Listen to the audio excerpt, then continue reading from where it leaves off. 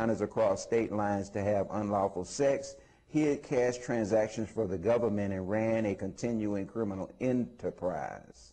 Depending on the outcome of a pre-sentencing investigation, York faces from 20 to 30 years in federal prison, said Maxwell Wood, U.S. Attorney for the Middle District of Georgia. The case was moved from to Brunswick from Macon because of extensive publicity there. Now, basically on this show, we're not going to discuss Dr. York's religious views. What we are coming on this show is to give you an opportunity to ask questions of some of his followers about whether or not Dr. York was railroaded, whether or not there were illegal things done during the investigation, and whether or not even some of the alleged victims in this case actually changed their testimony and went in and told the court and the judge and the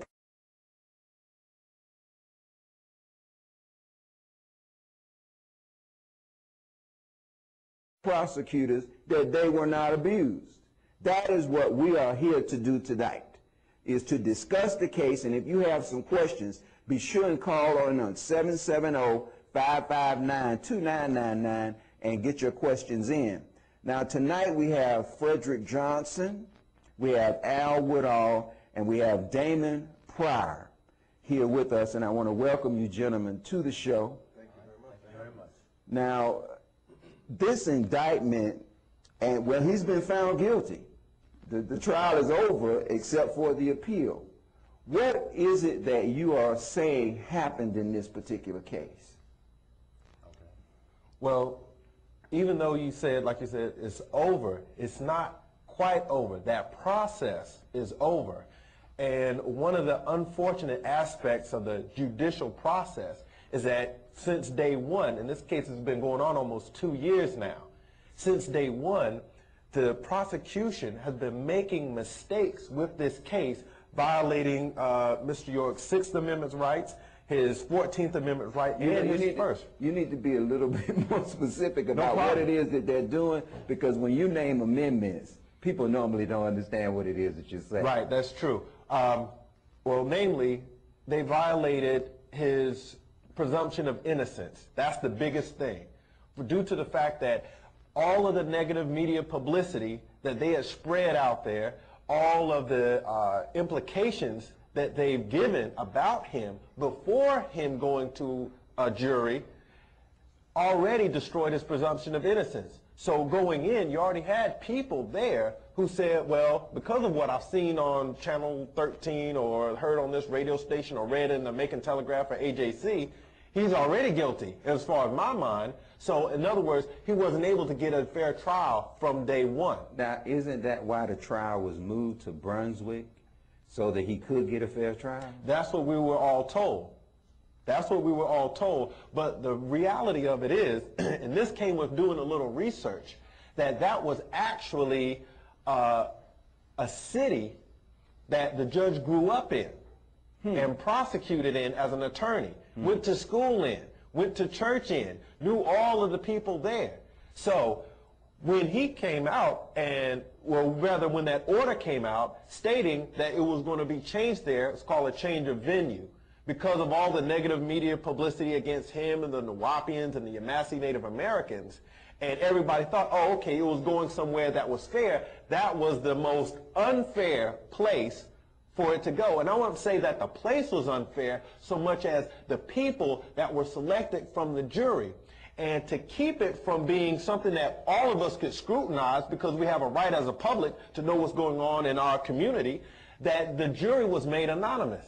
And what that means is that you had a panel of 12 jurors and nobody knew who they were except the prosecution or the judicial counsel, for lack of another word. They're the only ones who knew who they were. So technically, you could have had a jury panel of 12 members of the Ku Klux Klan. You could have had a jury member of 12 members of the Sons of the Confederate, 12 members of people who are part of the Concerned Citizens Against wu-nuwaupians, and have them on a jury and not know it and couldn't say anything about it. Well, usually with the jury selection process, the prosecutor sits down and the defense attorney sits down and they choose from a pool of jurors, and each one of them has a certain number of jurors that they can disqualify. That's true. That's how it's supposed to work. Now, you're saying in this particular instance, there was no selection of jurors by the prosecution and by the defense? No, there was selection of jurors, but even that group was made anonymous. And how it was supposed to work is that if you know something about the case, automatically you were supposed to get stricken off. But they were allowed to stay in there. They were allowed to stay on. It's almost like, you get to choose a few and I get to choose a few, and we try to balance it out. But Brother Williams, when you're already working on a pool that's already outside of your favor, you can only do the best that you can with what you were allowed to select from.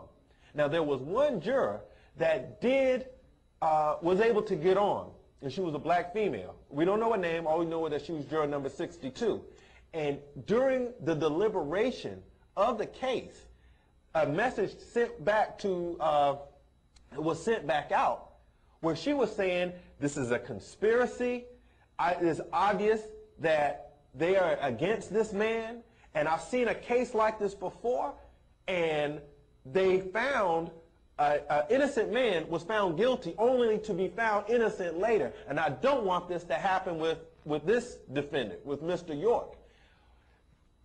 The prosecution and everybody else was infuriated by it, and they sent them back in to deliberate, read them the charge that, you have to do this according to the way I said it, and 45 minutes came back with guilty on 10 counts. Now, so you're saying that after this juror went back into deliberations, then she ended up changing her mind. Before we could come back from lunch good, her mind was changed. Now, getting into the specifics of the case, it has been said that they found a large Pink Panther doll with male genitalia attached. And this Pink Panther doll was shown to the jurors as a tool and a device that Dr. York used to entice these children in order to do these sexual things. How do you all explain that? It's real easy because me and my brother, Mr. Johnson, was in the court. It wasn't open. That's something else. They wouldn't allow the public access to the court. They had it on a closed circuit television 3 floors up, and then they cut it off when something was said or they didn't want you to see something. But what did come out during that trial was the fact that when they brought in FBI agents who were involved with the illegal raid that they performed on May 8th, 2002, that it proved that when they started getting cross-examined by the defense attorney, that was a doll that was found in storage. And then the property that it was found in, the storage property, wasn't even of the belongings of Malachi York. So at no point did they even prove that was his doll. You understand? Wow.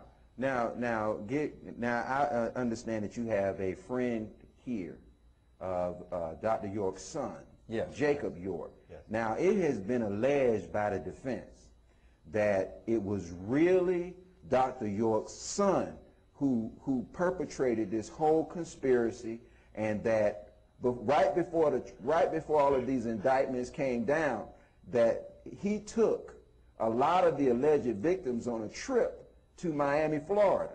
Correct. And when they came back from Miami, Florida, it was then that these alleged victims got together and decided to go to the FBI. Could you elaborate on what it is that Dr. York's son has to do with this case?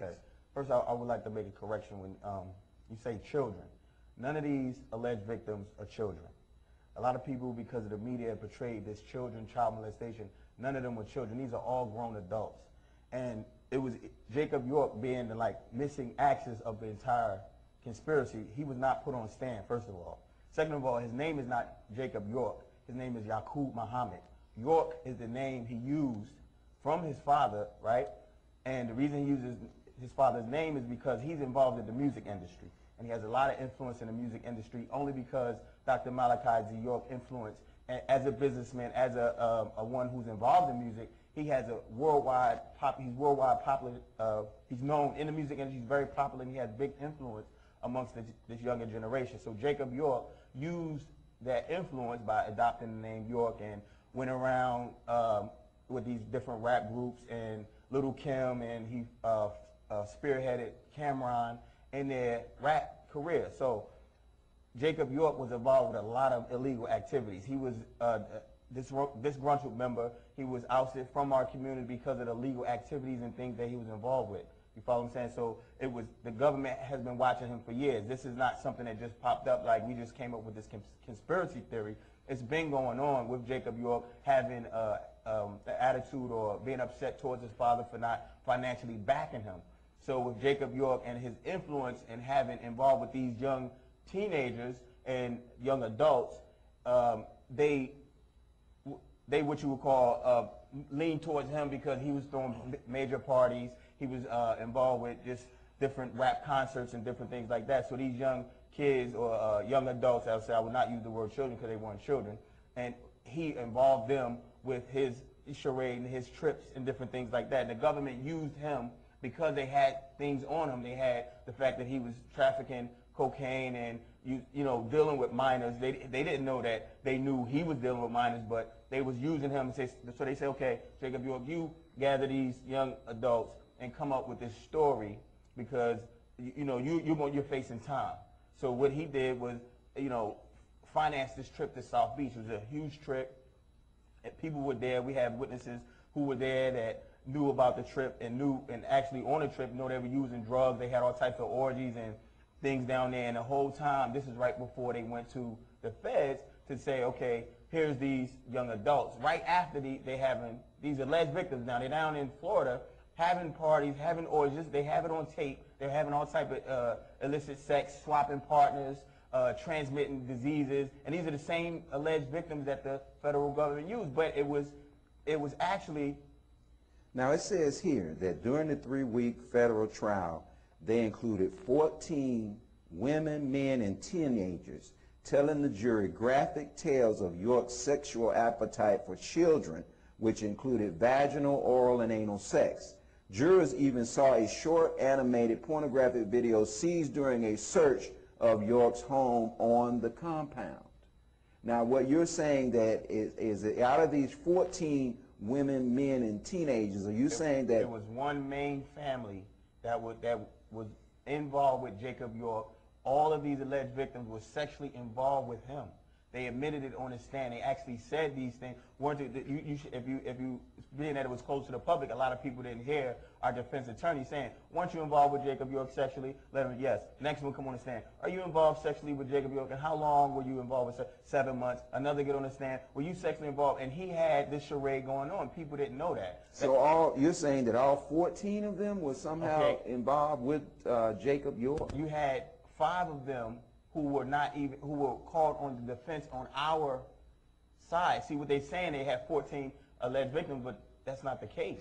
Because you're saying that 5 of the alleged victims came on and said nothing ever happened. And out of the remainder, they were the ones who were involved with this conspired trip down to South Beach, Florida. If you ask all of them, they say, weren't you on this trip? Why did you go to the trip? If all of these alleged victims were molested, why were they down in South Beach, Florida, having fun? If they're emotionally distressed, if they were going through all this sexual trauma, all this sexual molestation, and they're down there having sex with Jacob York, who they know is the son of Dr. York, wouldn't they be as far away from this guy as possible? Wouldn't they have no connection to the family? They were down there and doing the things that they say that they had problems with. They were being molested. They were down there having sex and partying. You don't do that if you are a victim of child molestation. You want to seek medical treatment. You don't go there to have fun and party in one of the biggest party spots in America. You don't do that. So something's wrong there. They didn't admit that into the courtroom. They didn't allow even the testimony that I'm telling you now. It was not allowed in the as testimony for the people to hear. They did not allow that the public to hear. They knew. Now they did not. You're saying that the fact that a lot of these alleged victims had gone down to South Beach with Dr. A lot of these alleged victims had gone down to South Beach with Dr. York was not allowed into testimony in the trial? This testimony was not allowed in the trial. They did not want the people to hear the conspiracy part. That's why they did not put Jacob York on the stand. if they would have put Jacob York on the stand, it would have destroyed their whole case. They wouldn't let you testify. They wouldn't let me testify. That's what I'm telling you. The things I'm telling you now, it was not in. Jacob York came to me actually, and because one of the ways he set it up was the federal government was funding him to make or have this halfway house. But the thing is, he needed a loan from the bank to get a bigger house because he said, there's a lot of girls going to be moving with me. These are these alleged victims, and I need more space. This is a one-on-one conversation. This is not hearsay, right? So he's saying, I need more space, and I need to fraud these bank statements to get a bigger house. And he came to me because my past involvement in some things, you know, that I paid for in society. But the thing is that this is what he was manipulating these children to do, not children, young adults, to do in order to get them, you know, involved with the whole thing, promising them wealth, promising them a bigger house, promising them trips, promising them money, promising them clothes and parties and introduction to the rap world, which a lot of them never experienced. So they're like, okay, we're with it. Wait a minute, hold on a second, because you're glossing over something. Yeah. Now you're saying that Jacob York came to you personally. Personally. And for a lot of these alleged victims, he needed a bigger house because he wanted them to move in with him. Exactly. And I grew up with most of the girls that were involved with him, and I'm looking at, like, afterwards, after I find out what's going on, if I'm like, oh, this has to get out. Because you're not going to come and say, and gather these, you know, what you call innocent. They're actually innocent because a lot of them, Dr. York and our community, were not exposed to certain things people in the world are exposed to, such as partying and drugs and things like that. So he opened the doorway, and they saw him as a clutch to lean on by him saying, okay, I have a house for you. You can have this. You have a car. We can go to this trip. And, okay, but we need money. And, we you know, and my father did this and my father did that. And all of this is coming from his personal, emotional, you know, things he has inside because of his past. And it has nothing to do with Dr. York. Now, a lot of what I read said that Dr. York has said that Jacob had originally came to him and asked him for a loan for some money, and he turned him down. Exactly. He didn't want to back Little Kim's rap porn when she come out with her breast showing and talking about sex and feeding these lot of young girls this negative information. And Dr. York is trying to groom the young generation as something positive. He didn't want to back that. So Jacob York had in his heart, okay, well, you're not going to back me. I'm going to make sure, you know, you go down. And this is how he goes about his attitude. At the same time, he's using the York name to spearhead himself into the music industry. That's why he has the name Yorktown Records. Now, I assume that you know, this says that a diminutive 16-year-old girl walked on the witness stand as the last person to testify as the main part of the government's case against Malachi York. Right. Her name was well known to jury since numerous other witnesses had called her one of his favorite victims. Now, she states that sexual abuse by Dr. York started when she was 5. And she was 5. And this is just an example of, but you're saying that this particular 16-year-old girl, I assume that you know who this is. Right. You're saying because she was the last one who was called out of prosecution. Was this particular girl involved with Jacob York? They didn't tell you that prior to her statement. She had an affidavit that said nothing ever happened.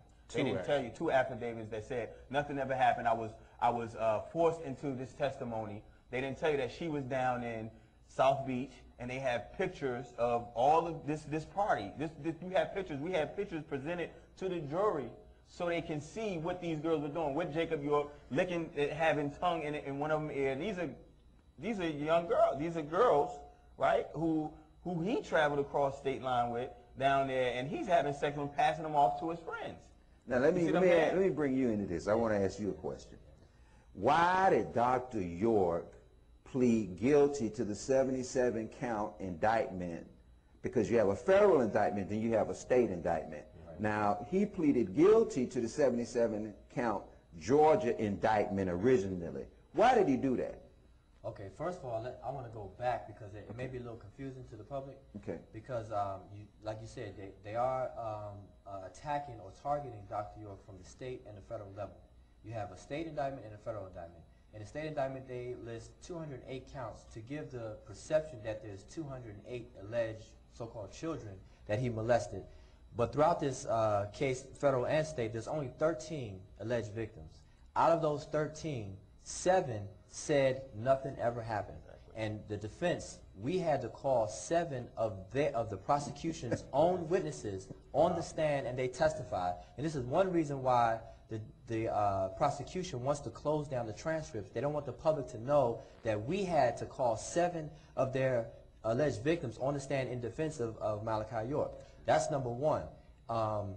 2, 5 of those teenagers were kidnapped from the land out there on 404 Shadydale Road the day of the raid of May 8th, after the arrest of Malachi York, taken into custody and questioned. And they still said then that nothing ever happened.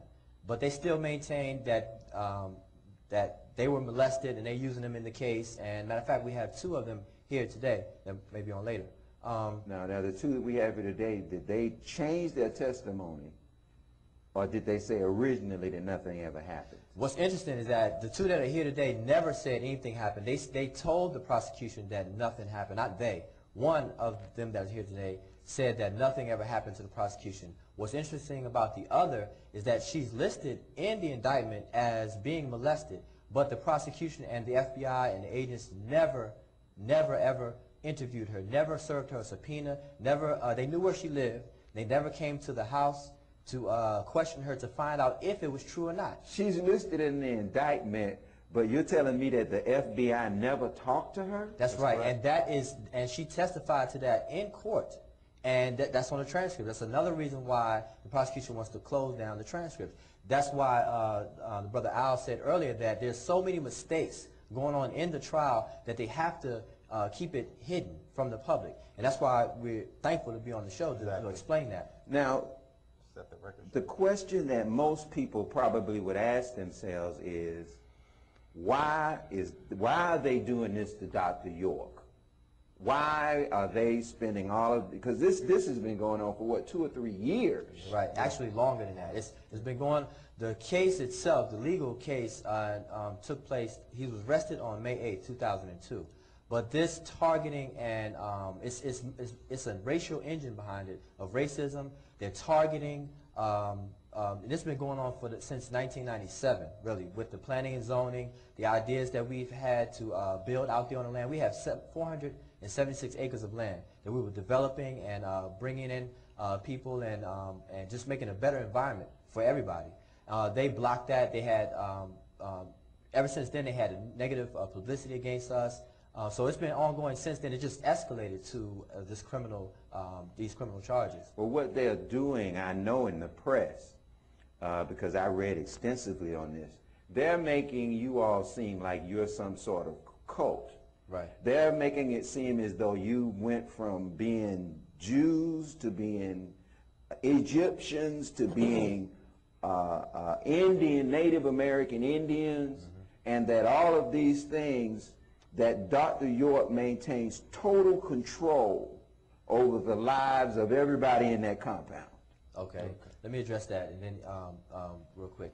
First of all, they accuse Dr. York of being the absolute controller, the absolute undisputed leader, as they put it in the trial. Number one, he's the founder of the organization, not the leader. We have several leaders and we have several communities. They think that we're just down here in Georgia, in Edenton, but we have communities in London, we have communities in Holland, we have communities in Trinidad, and all throughout the states in the United States, even in Canada also. So we have several leaders of different communities.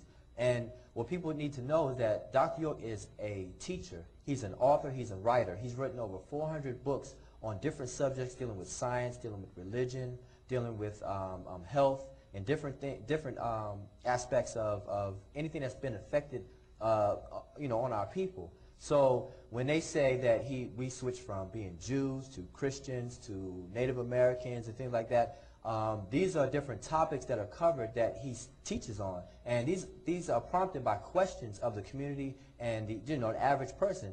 He addresses those questions, so it may seem like we're changing and we're doing this and we're doing that, but we're not. And we invite people to come out and question, and that's been his motto. Don't believe me, check it out. Come question, because he's an author. He's like, take my book, read it. Don't believe me, check it out. If you have any discrepancies, come question it. He left himself open for 30 years to be questioned. He answered questions in a public forum for over 30 years. Did you have a point that you wanted to make? Well, my brother covered it very well, but just like he was saying, once people actually took the initiative to come out and find out what it was that Dr. Malachi York was teaching on, decided to get one of the books that he's authored or one of the books that was translated, then they saw, okay, this is what that's about. They're just intensive students in the world of theology, science, and history. But when you take it and you use it as a tool to literally govern your character defamation, then it sounds real weird. It sounds crazy almost, to the point where if you really think about it, okay, a group of people, you're saying that they came on the scene. They were cowboys and they were Indians. They were Jews and Christians and Muslims. And waiting on aliens that's supposed to come out in 2000. Well, you all actually shouldn't be here. Yeah, right, said right. The spaceship was supposed to come pick all you guys up in May 5th Or of we were supposed to 2003. commit suicide. No, I don't know. No blacks in group mass has ever committed suicide, but that was supposed to happen. It didn't happen in 2000. It's supposed to happen in 2003. And so, all right, we have nothing else left to go against this man, to bring down this black leader. What do we always use, from the Nation of Islam to Elijah Muhammad, from Noble Drew Ali to Marcus Garvey to Malcolm X? Go after sex. Go after molestation. Go get into their sex life. Use that to bring them down, because no matter how impeccable his character is, and no matter how much he's donated to the public of his finances, of his time and energy, that's one thing that it will bring anyone down, because it can just be started on an allegation. Right. Well, he touched this young girl in an inappropriate way. And no matter what you say, you're guilty. Yeah. You're automatically guilty. Yeah. And they've been using that against our leaders since day one. And you would think by this time we would wise up, at least to the point to say, you know what? Maybe there's something else to it. Maybe they're not telling us the whole story. Maybe there's something else behind this that they don't want us to know about that's not altogether true. Well, the only black leader who I've seen that came out in defense of Dr. York was Tyrone Brooks. Mm-hmm. Why do you all think that this particular issue has not been picked up as a black issue, as a racism issue, and that leaders in the state of Georgia, black leaders in the state of Georgia, have really not been on Dr. York's side, mm-hmm. Picking up the banner and saying, you know, well, this is racism, blah, blah, blah. Why do you think that is? I just want to, if I could address it for a second. The reason why that black leaders, when you use the word child molestation, when that's put on in the forefront, child, everyone can relate to a child. You follow? Everyone was a child at one point. So, and these people's careers and life is on the line. A lot of them say they're black leaders and are backing, you know, the black brotherhood, people, you know, brothers who are doing something influential. But when it comes down to it, a lot of them haven't stepped forth because they're scared.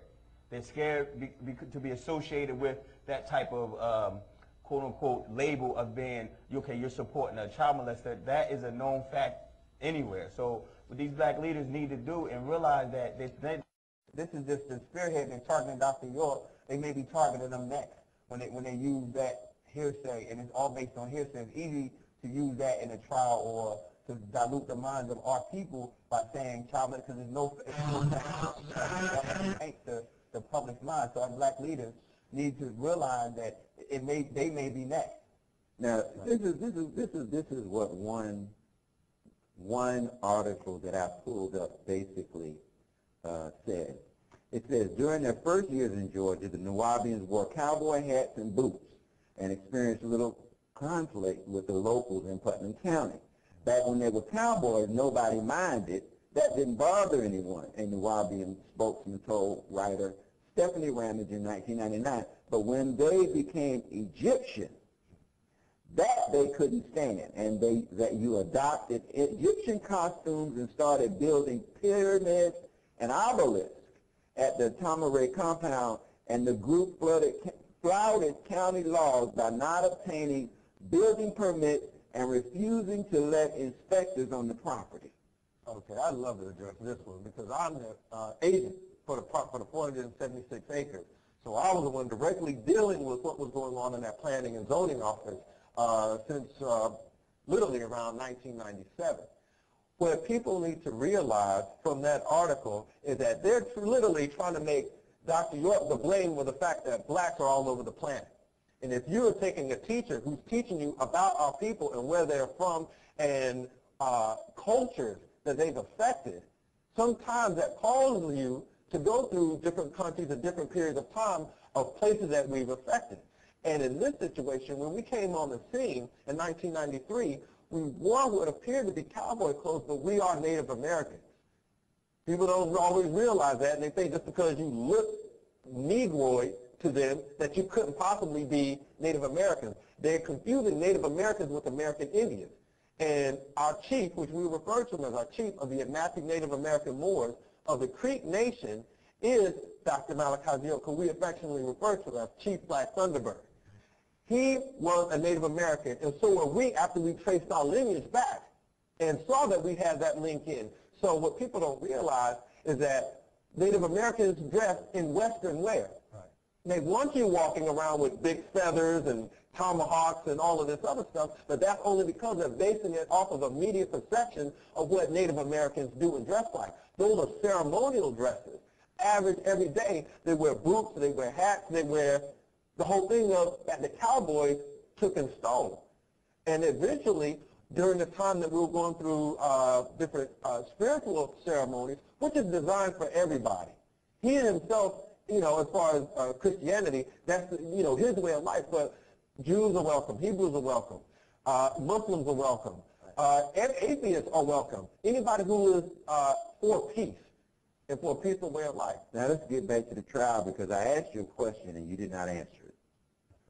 The question was, on the Georgia indictment, why did Dr. York plead guilty in Georgia to the Georgia indictment, and is he going to change his plea now that the federal, now that he has been found guilty in federal court? Let me ask you this question, all right? If you were locked up in an unsanitary cell, maybe approximately 8 by 10, where it was dirty, oftentimes rat infested, different periods of time, you were handcuffed to your bed, you were fed food that was not clean, for lack of another word, you already had a disease called angioedema that causes your throat esophagus passageway to swell up to prevent you from breathing. That can happen just based off of stress alone. You were forced to walk backwards while you were blindfolded so you wouldn't be able to see other things that were going around in the facility. You were made to being woken up at 2 or 3 o'clock in the morning, where the point where you could never get a sound sleep through a period of night. And you were also told that this happening day in and day out was also happening to your wife, and it was happening to 3 other co-defendants who were females who had children out in the world who needed to be tended to. And if someone came to you and said, Mr. Brother Williams, you know, all of this that you're going through would change if you would just become a trophy for Sheriff Howard Richard Sills of Putnam County, who's been going after you for over 5, 6 years now. If you take this plea and stop being so selfish and lay your life down on the line, your wife will be allowed to go free. These other co-defendants will be allowed to go free. They'll be able to go back to their families, go back to their children who are still young, and you just be that sacrifice for them. Sacrifice for your people. We will leave them alone and go on about our business like it's another day. What would you do? So you're saying that there was an aspect of Torture. Psychological torture. Exactly. And there are complaints that's being taken up by the United Nations currently as we speak, just from those situations, just from the situations where they refuse to allow his personal doctor in to see him, Dr. William Thompson. Now, Dr. York's wife pleaded guilty also. Yes. Now, in her case, why did she plead guilty? Her guilty plea, first of all, a lot of the co-defendants' plea was an Alford plea. And what an alpha plea means is that you're a first-time offender. We're just saying, we just want a guilty plea out of you. Right. You're not going to do no time. You're going to go out, you know, we'll maybe give you a couple of years probation. It's going to get erased from your record. It's just basically a formality, just to give us the satisfaction of going back to the public and saying she pled guilty or they pled guilty. You understand? There's no real substance to it other than the prosecution gets to come out of it looking good. Okay. I invite you to call in. The number is 770-559-2999. We are going to take a short PSA now, and after that we're going to come back with two of the alleged victims of Dr. York and speak with them. So we'll be back in a few. Stay with us.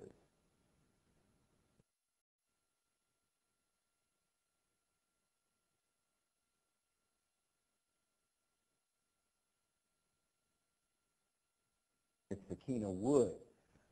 These are two of the alleged victims of Dr. York. Why don't you basically just introduce them, and I'll let you talk. Okay. Well, the main reason, or the biggest reason that we do have them here today is because of the fact that just them being here is an expression that they want to set the record straight. They want the truth to be known. I can imagine they're a little nervous being the first time on television, but even with that nervousness, it didn't keep them from coming out to be able to express and tell the world the truth about what they weren't allowed to say in that courtroom. You understand? Yeah. What happened to them is that they have been implicated in having been alleged victims. And you had certain ones of the other alleged victims, the minority out of the group, to try to implicate them and say, yeah, they were there, or we saw them, or they were with me. And they're like, no, I wasn't there. Don't try to get me to corroborate your story. And what they came with, a lot of them with, look, there's money involved in this. We just got finished speaking with Jake York, and he said, look, if we came together with this story, we were all going to get hit off. But what they don't realize is that there's more to that. Mm-hmm. It's not money that's going directly into your pocket, because the prosecution could care less about what blacks do in their world. Right. There's something else involved in it. Right. And what happens is they say and tag you with sexual molestation. They're saying that something's wrong with you up here now, so you need counseling. And so in that, we're going to give you money, but that's going to go through your psychiatrist. It ain't going to go in your pocket. Right. And that's what a lot of these other alleged victims who haven't stepped forth to tell their true story need to realize. Okay, well, do you want to let them talk? Sure. Either one may start and basically give a synopsis of how you got involved in what's going on. Well, And your name is? My name is Sakina Wood. Okay. And I'm an alleged victim in this case, and since day one, I stated that nothing, never happened to me. Dr. York never molested me, at all. And, I even, stated that at the trial, that nothing happened, and they still, put me down on papers that something happened to me. So you were listed in the indictment as an alleged victim, and when they called you up, you told them nothing happened. Yes, that's exactly what I told them, and they still have me down as, they still have him, in jail basically on something that somebody said happened to me when I told them nothing happened to me. Now how does that make you feel? It makes me feel horrible, because knowing that Mr. York never did nothing to me, that makes me feel horrible, because I have to sit here and live with this, knowing the truth. Have you discussed this with any of the other alleged victims? Have you ever talked to any of the other alleged victims? What you mean? That were listed on the indictment along with you. Have you ever talked to any of the other ones that they said were also molested, to get a feel from them as to why this may be happening? On our side, yeah. Did you talk to some of the other alleged victims to see why they're saying these things? Well, I didn't personally ask them, why they think, they're saying this. Okay. It was really a situation that once they found out through the channels that they weren't going to cooperate with their story, then they just separated. They were get shunned. Right. They're like, okay, well, you're not cool with us no more. You're not down with us no more. So they basically cut them off. Now, did the FBI come and talk to you? No. Yet she's on the indictment. The FBI never came and talked to you, but your name is listed on the indictment. Yes, my name is listed on the indictment. Now, Ms. Richards, what do you have to add? I'm also another alleged victim that was in this indictment, and I'm pretty much saying the same thing. Nothing ever happened to me, or nothing, and I keep stressing that in affidavits. I even stood on trial, testified.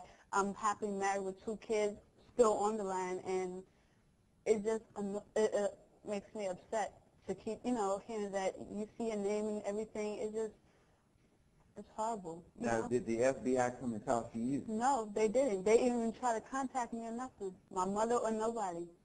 Where do you think that they got you all's names from? Do you think it was a situation where the other alleged victim said, oh, I saw this happen to her, and so then based upon what they said they saw, then they put your name on the indictment as being an alleged victim? Exactly. But then after it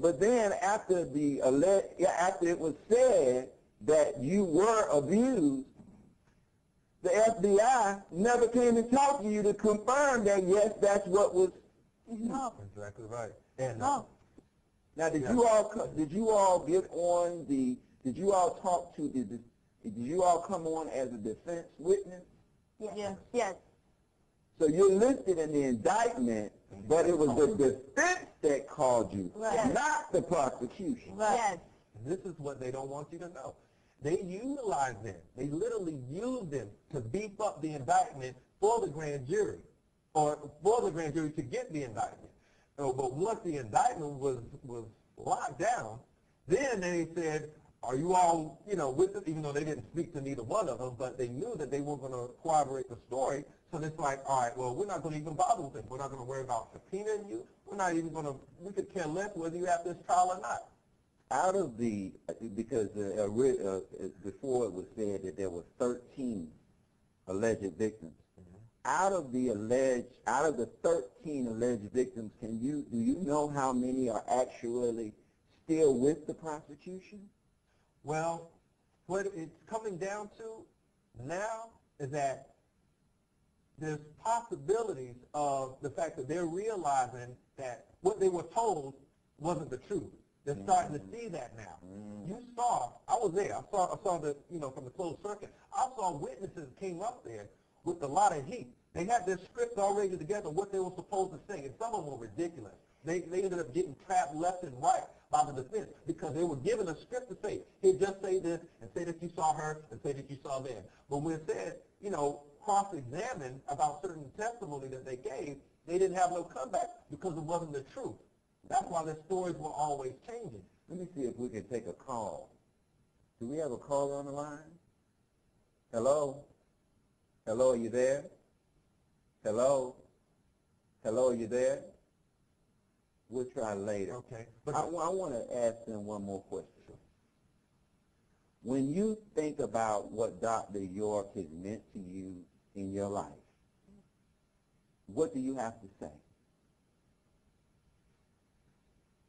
Well, I have to say that he was basically a teacher, a father figure, that's basically it.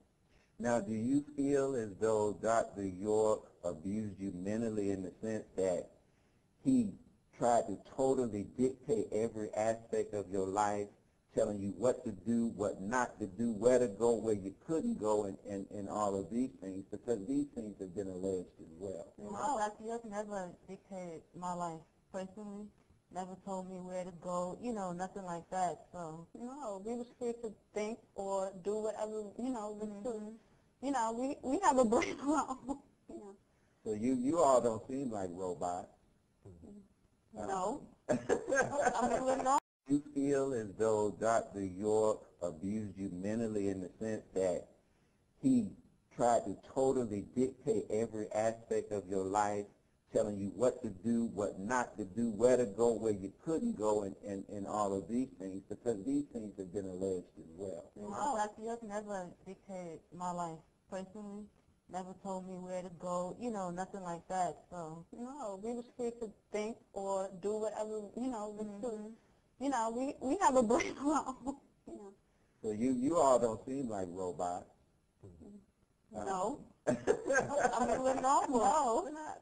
No. And another thing, Brother Williams, that we also like for the viewers to keep in mind is that the way that they painted the way the property is, or where our sovereign land is, as it being this whole occult, and they even use terms compound, and you immediately flash back to Waco, Texas, of everybody being separated and no familyism, and it's just you work and do this for me.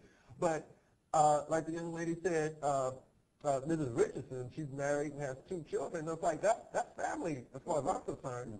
She's a normal young adult. You live on the compound, Yes, right? I do. Yeah, and so it's, you know, where do they feel that they're going to get away with leveling these charges of, you know, well, everybody's separated, nothing happens unless it gets his approval, and everything that she went through was the approval between her and her husband. Right. And that was it. Right. And like I said, people, they're just utilizing a group that may do things a little differently, may study a little more intense, and may be a little more vocal about how they feel about certain things, but utilize that and to try to turn it against them. And it really comes down to money. You asked the question in the last half of the show, what's their motivation of why Dr. York? Why Dr. York? Because Dr. Malachi York planted 476-acre plot in the middle of their Reynolds plantation. And I don't know if you've been keeping up with the news, but that is one of their hottest spots in the Euro-American community of fundraising and golf resorts, of where they do a lot of their rallying. As a matter of fact, last week, President Bush. Hello, do we have a call on the line? Keep telling me that people are calling in, but they don't seem to. Hello? Hello, do we have a call on the line? I'm trying to talk. Can you hear me? Oh, okay, go ahead and talk, my brother. Okay, I'm sorry. Yeah, I got a question because I want to get an understanding of just who Malachi York is. Is this the same brother that called himself Imam Isa in the 80s? Malachi York is. Is this the same brother that called himself Imam Isa in the 80s? Yes, in New York City? Yes, he'll use that name, Imam Isa, which just means the leader of the congregation during the school of Islam as an Asaru Allah. Okay, now, all right. During that time, his community was called Asaru Allah, right? That's correct.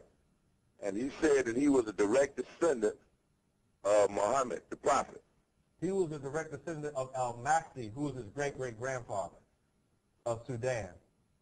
Okay, and his bloodline led all the way back to Muhammad, as I understood.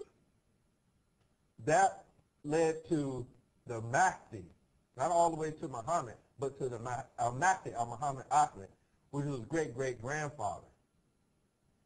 Okay, and now you're saying that he says he's a Native American. I'm just trying to understand something. No, I understand, and it's an excellent question. What people don't realize is that with that lineage, that went through his father, you understand? But through his mother is where the Native American Yanasi link was from. And within the Native American culture, your descendancy goes through the woman. It doesn't pass through the man. That's a Eurocentric thinking when you have Henry VIII, Henry IX going and passing through the male. But scientists have proven through a cell called mitochondrial DNA that it's the woman that passes that on. So based on the Native American culture, and when he started getting more familiar with his roots there, that he started identifying with that side of his family. There's nothing really changed. It was just one side of his family linked back into Sudan and Africa, and the other was here as a Yamasi Native American Moor. Okay, now is he a Christian now? Yes. So he went from Asaru Allah, which means the helpers of Allah, through all these other I noticed a lot of other phases. The reason I'm asking this question because I communicated with him quite a bit during the time that he was a Muslim leader. Okay, good. And now, I noticed the changes that he went through with the guys wearing the cowboy hats and then changing the outfits and stuff. So now I'm saying, how did he come from being Asaru Allah, the helper of Allah, to now he's a Christian? Okay, real simple. First of all, he hasn't changed. It was the information that he was expressing at the time, and if you were real familiar with him during the time I've got quite a few of his books. Right, good. He And wrote do you have Asaru a lot. do you have the book, Is Jesus the God of the Quran? I may have that book. Okay, well, when in that book, you'll see that when the Muslims were referring to Allah in the Quran, that a lot of those references were actually talking about Jesus. And then that sounds like a Christian to me. All I ain't never heard nothing like that before. The Messiah and the return of the Messiah when he comes. But even more importantly, I think the real issue is that regardless of his beliefs, whether he believes in that has nothing to do with his guilt or innocence. Regardless of whether he believes in the Messiah versus the plant, he still has rights according to the Quran. Yeah, you're right. And that's really the issue at hand. I understand what I'm saying. I'm not trying to imply what he's guilty or innocent. I'm just trying to figure out who he was. Now I understand. I appreciate it. I just want to know is that the same guy. Thank you so much, caller. Do we have another caller on the line? Good evening, Andre. How are you doing, Steve? How are you, sir? You have an interesting group on tonight. I just don't know how you always do it. You know what? I'm just good. You are good. In fact, I don't want to digress, but your last show when you had Cynthia McKinney on, and you started talking about Denise Majette, and she shouldn't run against Cynthia McKinney, and I can't believe it. The inside line, according to the inside line, you did it again, sir. You come on, Steve. Now, you saying that the next day Denise Majette decided to run for Senate because of our little community television show. I am saying it was the straw that broke the camel's back. After she listened to that, she made her decision and announced the next day. You know you ran Bob Barr out of the race, played him on this show. You invited Bob Barr on to tell people why he's not black. And he ran away from the Senate because he can't stand it. Well, I think you did a wonderful job. The next day. You know you ran Bob Barr out of the race, played him on this show.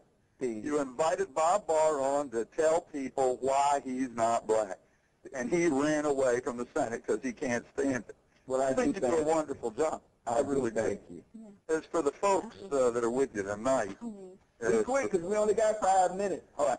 I just want all your listeners to know that if you don't believe that the prosecutors are going after that man with a vengeance, it isn't all racial. As you know, I did quite a bit of time behind the wall of federal prison. While I was in there, I was a law clerk, and I saw a lot of cases similar to this. Not always child molestation. It's usually drugs they do it, but their methods are always the same. So you folks are quite believable in that part.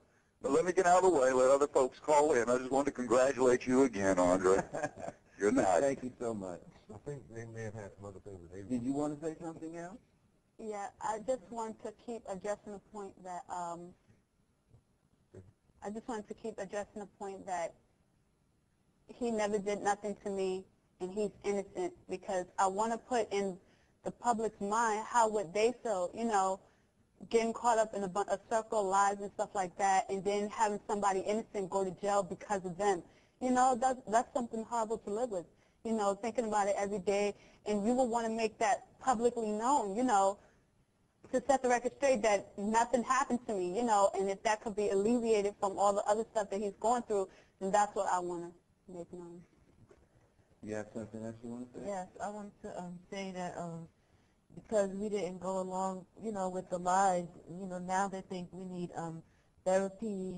They're trying to put us on the what do you call it, the restitution list. And I want to say, I don't want no restitution money from the government. I'm not crazy. I'm just telling the truth. I'm going to stick to the truth from beginning until it's finished. Nothing ever happened to me. Amen. Well, we want to thank our guests for coming on today. One thing I want to say, because one of the callers began to start talking about the things that Dr. York believed in. Me, I'm a Christian, saved, sanctified, and filled with the Holy Ghost. And I know that Jesus is Lord. But I still will not tolerate another one of my brothers being torn down and being put down in a public arena where the information that comes out is being so manipulated. This is the first time that you have heard a lot of the things that have been said here today. Now, irregardless of what this brother believes or does not believe, the fact is that he's still black and he's still my brother.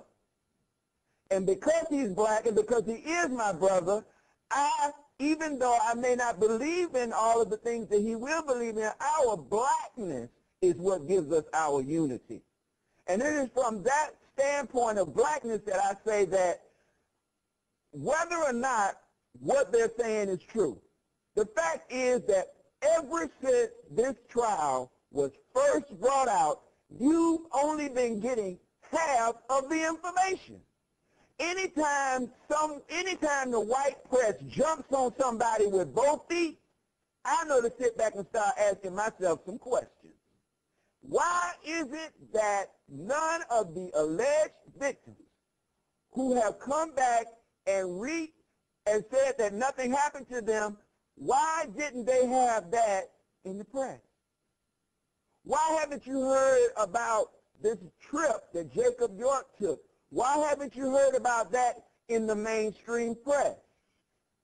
You have to start looking at things with a skeptical eye whenever they start attacking a black man who has a following. And because we have not been doing that, a lot of people, York's belief through the years, rather than concentrating on the fact that here is a black man who has been subjected to psychological terrorism while in prison, and the fact that a lot of what is going on in his trial has not been allowed to be brought to the jury. And even after one of the jurors came in and said, I've seen this happen before, and a man was pronounced guilty